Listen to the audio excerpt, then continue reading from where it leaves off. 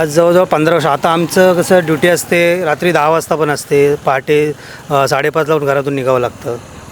समस्या भरपूर आहेत. रोडच्या समस्या जवळजवळ 15 ते 20 वर्ष रोडची समस्या होती. आपली कोर्ले, आपला लांजा कोर्ले रोड, त्याच्यामुळे भरपूर अडचणी आल्या आमच्या 2-3 कर्मचाऱ्यांचे त्याच्यामध्ये खड्ड्या-बिड्ड्यांमुळे थोडं नॉर्मली ॲक्सिडेंट पण झाले.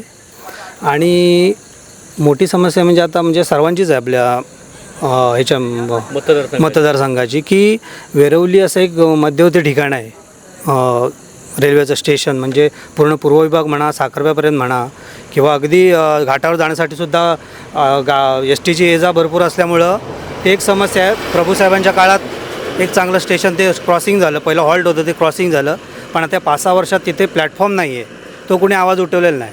आमचा पण सपोर्ट आहे. त्या जी व्यक्ती तो प्लॅटफॉर्म वगैरे लोकांची सोय करेल ना, अशा व्यक्तीला आमचा सपोर्ट असणार. विद्यमान नेतृत्व करणाऱ्या आमदार महोदयांनी याकडे लक्ष घेतलं. हां, मग तेच सांगायचं खरं.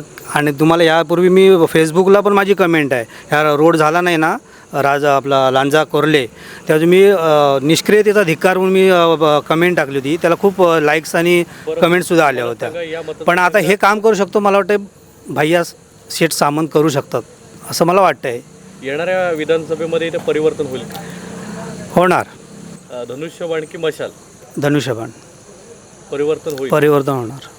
कारण लोक कोणाकडे वैतागले जनतेचा. आता आम्ही फिरतो कुठल्या माध्यमातून, सोशल मीडियाच्या माध्यमातून भैयाशेठ सामंतांचंच इकडे वारं वाहतंय असं मला वाटतं. येत्या 20 नोव्हेंबरला धनुष्यबाण या चिन्हासमोरील बटन दाबून किरण उर्फ भैया सामंत यांना प्रचंड बहुमतानं विजयी करा.